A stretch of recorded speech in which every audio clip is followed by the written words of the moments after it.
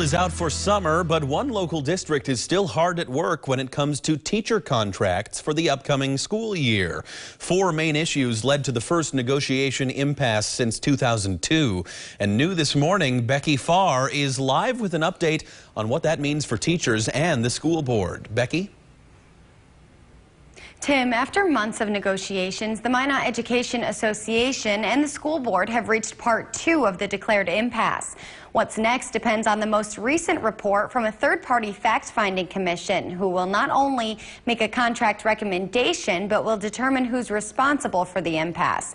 I met with those on both sides of the disagreement to see what exactly led to the impasse for the first time in 16 years. For the 4th year in a row, this was the #1 issue that our teachers wanted us to work on. That issue is the inability for Minot public school teachers to take paid sick leave for their children older than 21.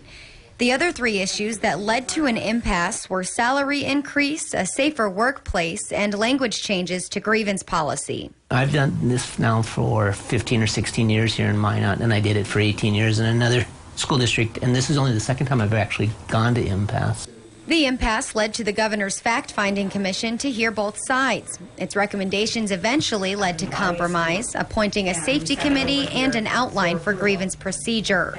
Still, salary and the use of sick time stand in the way of an agreement. The school board followed the recommendation to propose that in a catastrophic event, teachers could use paid sick time to care for adult children. They believe they've met everything that the commission and the purpose of the commission was intended for.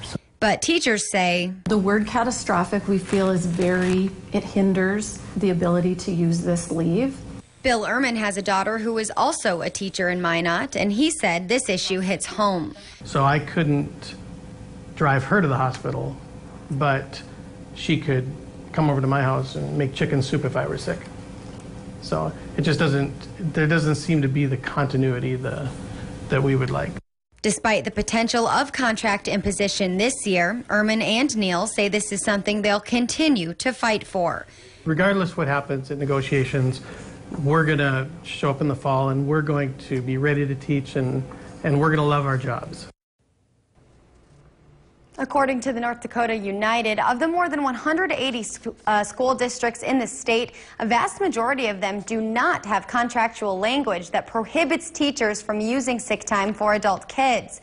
Regardless, Mom said it's likely that the school board will follow the commission's recommendation, but not until after the public and both sides are given opportunity for input. All right, Becky. Well, we'll keep following that story. Thanks very much for that.